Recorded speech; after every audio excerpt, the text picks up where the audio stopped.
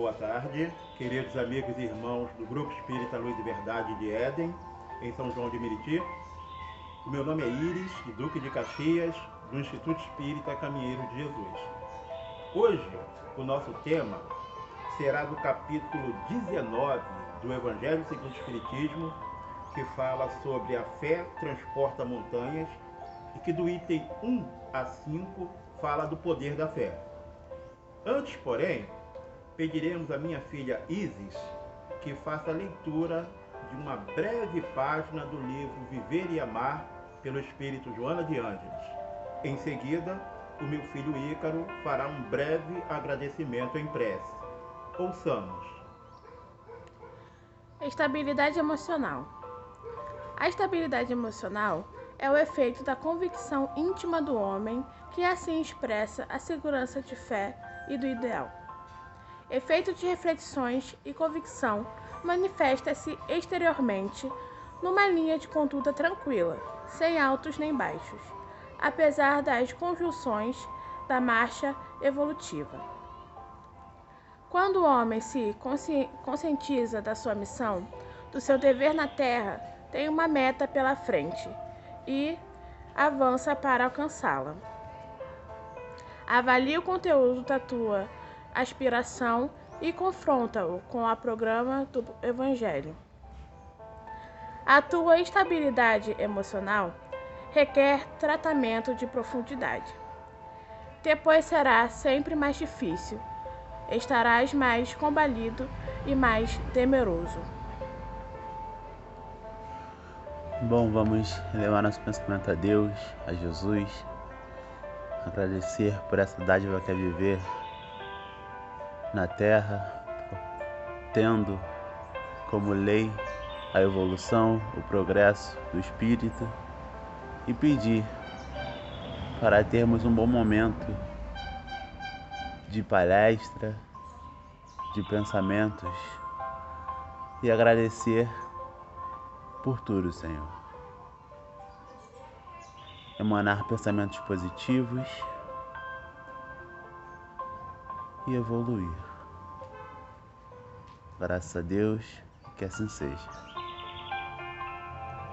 Ok? Então, assim, vamos dar sequência ao nosso breve estudo doutrinário desta tarde e noite. Conforme eu disse, o nosso tema falará sobre o poder da fé.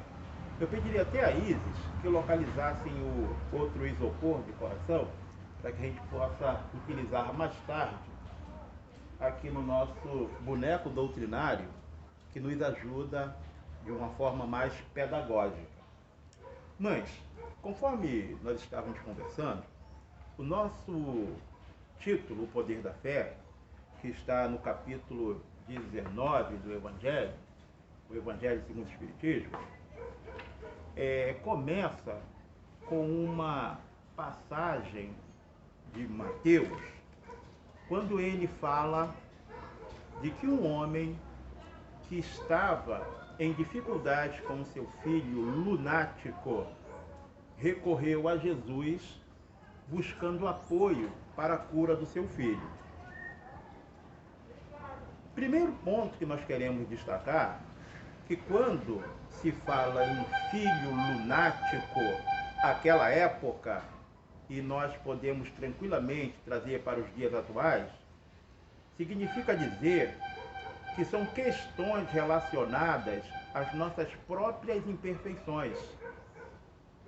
Diria até que são aspectos das nossas bipolaridades. Ora estamos bem, ora estamos maus.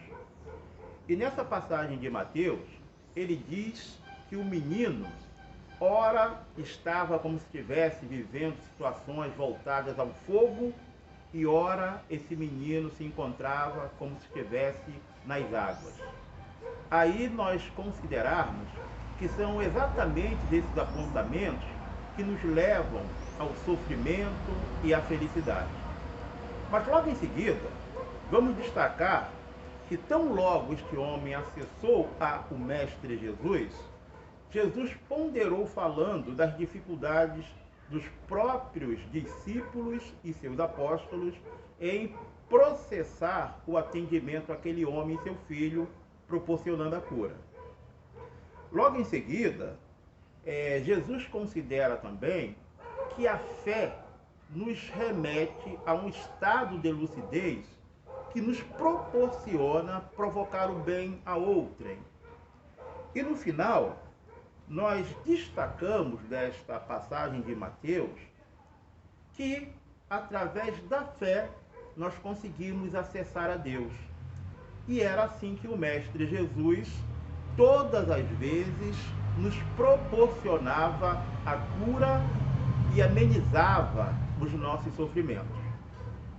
Logo em seguida, deste item 1, com essa passagem de Mateus, Allan Kardec faz as ponderações doutrinárias a respeito desta passagem.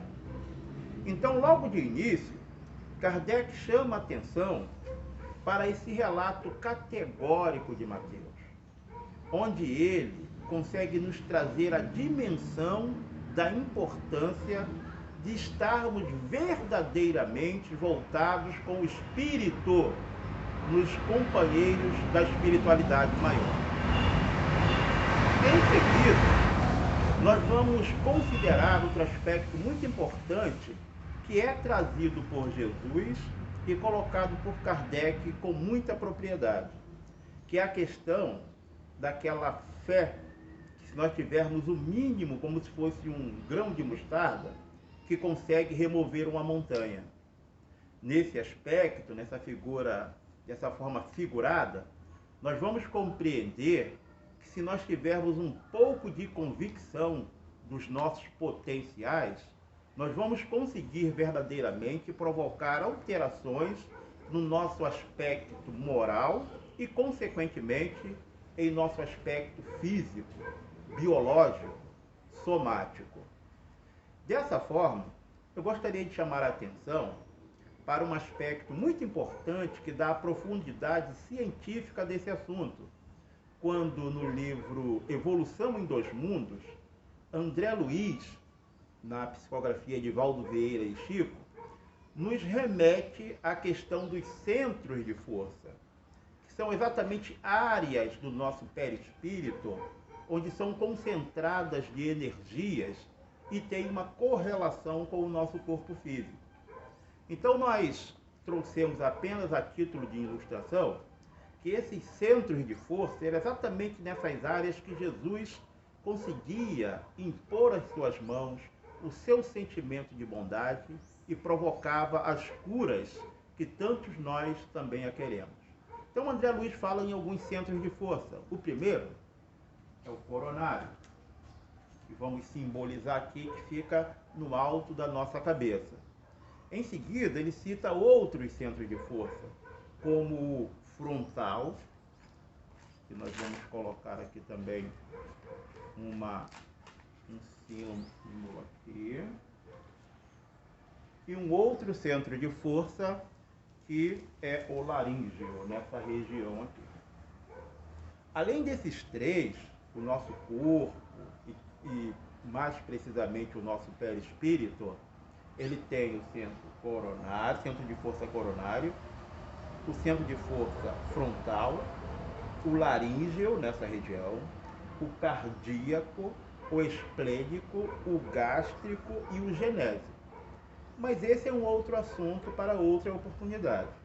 O que queremos chamar a atenção é que através do poder da fé, nós conseguimos concentrar energia nesses centros de forças e, consequentemente, provocar o bem-estar de quem está sofrendo.